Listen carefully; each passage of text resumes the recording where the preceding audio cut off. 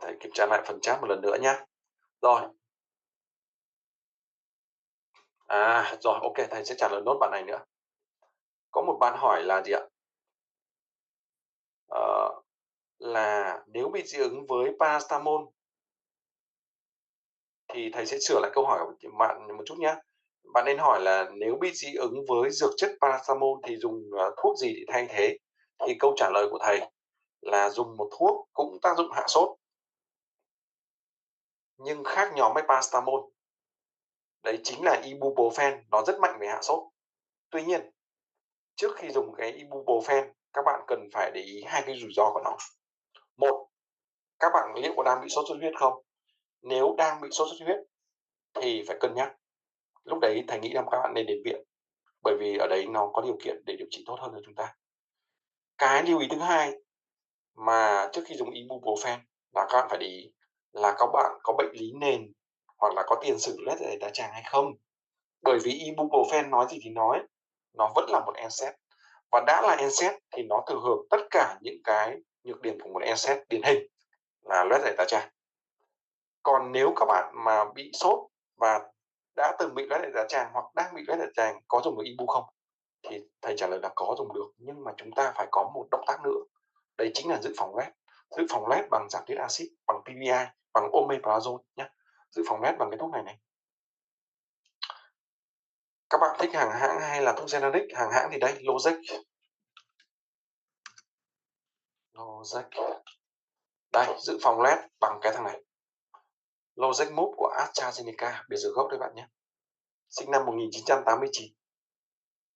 Đấy, omeprazole. Sử dụng anh này để giảm tiết axit. Thì khi đấy chúng ta có thể sử dụng NSAID được nhé, để dự phòng loét. Dùng 1 viên trên ngày, uống vào buổi sáng, nguyên viên với nước trước ăn ít nhất 30 phút và không được nhai. Tại sao không nhai? Nói thầy sẽ giải thích sau. Rồi, OK. Chúng ta có ai câu hỏi gì nữa không ạ?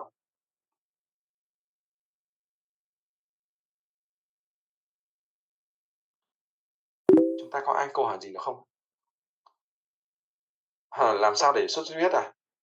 Chỉ có là sao chúng ta phải làm những cái test để xác định sốt xuất huyết thôi bạn nhé. Có những cái test để xác định sốt xuất huyết mà. Đấy.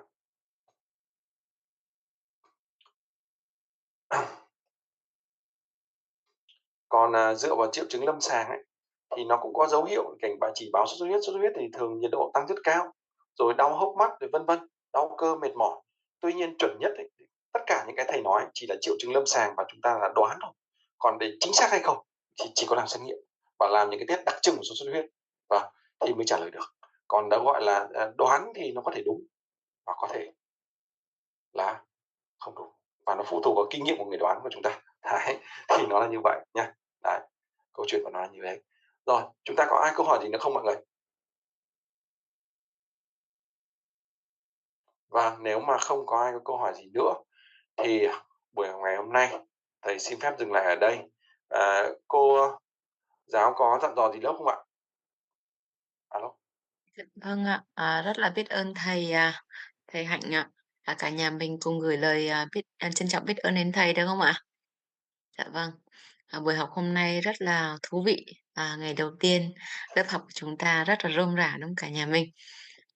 Cũng có những câu hỏi, cũng có những cái sự phản hồi của thầy, rất là trân trọng biết ơn thầy.